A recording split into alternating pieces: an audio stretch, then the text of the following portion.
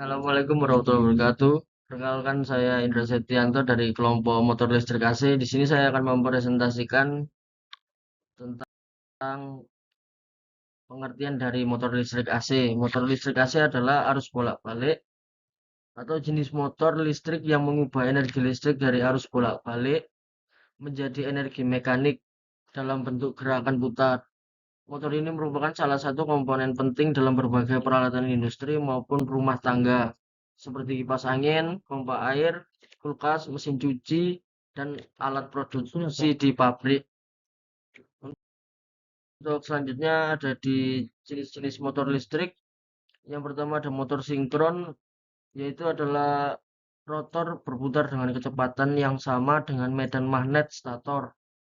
Biasanya digunakan dalam aplikasi yang membutuhkan kecepatan tetap dan presisi tinggi. Untuk yang kedua ada motor asinkron, yaitu rotor berputar lebih lambat dari medan magnet stator. Merupakan jenis motor AC paling umum karena konstruksinya sederhana dan biaya rendah. Untuk di slide berikutnya ada keuntungan. Yang pertama konstruksi sederhana, yaitu desain motor AC, terutama motor induksi. Relatif simpel, tidak banyak komponen yang mudah rusak. Yang kedua, biaya perawatan rendah. Karena tidak memiliki sikat, motor AC lebih awet dan tidak memerlukan penggantian komponen secara rutin. Yang ketiga, ada efisiensi tinggi. Motor AC modern memiliki efisiensi tinggi dalam mengubah energi listrik menjadi gerakan mekanik. Yang keempat, cocok untuk beban tetap. Sangat baik digunakan pada aplikasi yang membutuhkan kecepatan konstan seperti kipas, pompa, dan konveyor. Untuk di motor AC sendiri juga memiliki kekurangan. Yang pertama, kontrol kecepatan kurang fleksibel. Karena mengubah kecepatan motor AC memerlukan perangkat tambahan seperti inverter, sehingga lebih kompleks dan mahal. Yang kedua, kurang efisiensi pada beban ringan, yaitu beberapa motor AC bisa jadi tidak optimal saat bekerja di bawah kapasitasnya. Untuk yang ketiga, sulit memberikan torsi awal tinggi, yaitu tidak seperti motor DC. Motor AC biasanya butuh arus awal tinggi dan tidak langsung memberikan torsi maksimum. Yang keempat, pengaruh frekuensi listrik, yaitu kinerja motor AC sangat tergantung pada frekuensi listrik, sehingga tidak cocok langsung digunakan di negara dengan frekuensi berbeda pada penyesuaian. Untuk selanjutnya ada pengaplikasian motor AC. Untuk yang pertama di sini ada di aplikasi rumah tangga, terdiri dari kipas angin, yaitu menggunakan motor AC kecil untuk memutar baling-baling. Di yang kedua di mesin cuci, yaitu motor AC digunakan untuk memutar tabung pencuci dan pengering. Untuk yang ketiga ada kulkas, digunakan kompresor kulkas digerakkan oleh motor AC untuk mendinginkan udara. Untuk yang keempat pompa air, menggunakan motor AC digunakan untuk menggerakkan impeller yang memompa air. Untuk yang kelima ada AC atau air conditioner, yaitu kompresor dan blower yang menggunakan motor AC. Yang keenam ada blender dan mixer, menggunakan motor AC satu fasa untuk putaran tinggi.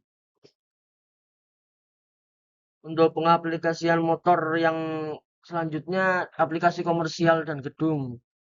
Yang pertama ada lift dan eskalator, menggunakan motor AC untuk menggerakkan sistem pengangkatan. Yang kedua ada sistem HVAC atau yang disebut heating, ventilation, and air conditioning. Motor AC menggerakkan kipas dan kompresor. Yang ketiga ada tangga berjalan digerakkan oleh motor induksi AC. Untuk yang keempat, pintu otomatis menggunakan motor AC kecil untuk mekanisme buka tutup. Untuk selanjutnya ada pengaplikasian motor listrik AC di industri. Yang pertama ada konveyor pabrik. Motor AC tiga fasa digunakan untuk memindahkan barang secara otomatis. Yang kedua, pompa industri dan kompresor. menggerakkan fluida atau udara bertekanan. Untuk yang ketiga ada mesin produksi otomatis, mesin-mesin CNC, contohnya mesin-mesin CNC, alat potong, dan alat bubut menggunakan motor AC sebagai penggerak utama. Untuk yang keempat, kipas industri besar untuk ventilasi dan pendingin ruang pabrik. Untuk yang kelima ada crane dan hoist menggunakan motor AC untuk mengangkat dan menurunkan beban berat. Untuk yang keenam ada sentrifug yang ditemukan di industri kimia dan farmasi untuk memisahkan bahan. Ya maaf tadi ada kesalahan teknis. Alah, bola. Hitunglah. Yang pertama daya aktif, yang kedua daya mekanik keluaran motor, yang ketiga daya semu. Untuk penyelesaiannya yang pertama diketahui akar 3 konstanta untuk motor 3 fasa sama dengan 1732. Untuk voltasenya 380 volt, untuk arusnya 10 ampere. Dan cos Q faktor daya sama dengan 0,85. Untuk jawabannya P sama dengan akar 3 dikali V dikali I dikali cos Q. Sama dengan 1732 dikali 380 volt dikali 10 ampere dan dikali 0,85 sama dengan 5.598 watt. Untuk cara yang kedua diketahui efisiensi sama dengan 90% atau 0,9. P daya aktif sama dengan 5.598. Untuk jawabannya P dikali output sama dengan P dikali efisiensi sama dengan 5.598 dikali 0,9 sama dengan 5.038,2 watt. Untuk yang ketiga diketahui, untuk cara yang ketiga diketahui akar 3 sama dengan 1732, untuk voltasenya sama dengan 380 volt, untuk arusnya 10 ampere. Untuk penyelesaiannya adalah S sama dengan akar 3 dikali voltase dikali ampere. Sama dengan 1732 dikali 380 dikali 10. Untuk hasilnya 6.581,6. Ya, di sini ada bagian contoh gambar dari AC motor.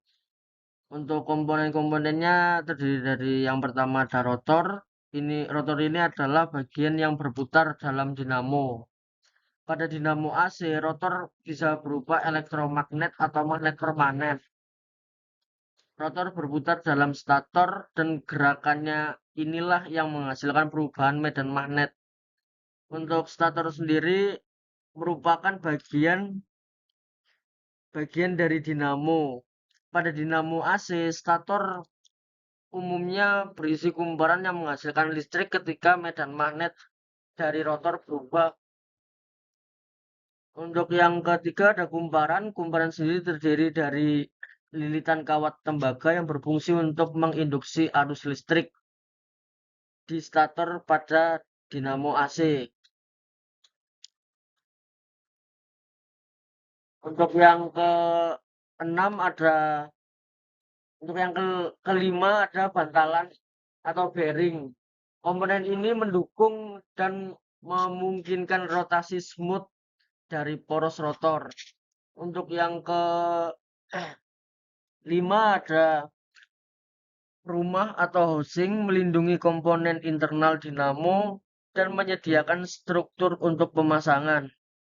Yang keenam ada sistem pendingin. Sistem pendingin pada dinamo berukuran besar. Sistem pendingin diperlukan untuk mencegah overheat. Ini bisa berupa kipas atau sistem pendingin cairan. Untuk yang terakhir ada regulator tegangan. Regulator tegangan terutama pada dinamo kendaraan. Komponen ini mengatur output tegangan agar tetap konstan meskipun kecepatan putaran berubah-ubah. Sekian presentasi dari saya. Bila ada salah kata, mohon maaf. Assalamualaikum warahmatullahi wabarakatuh.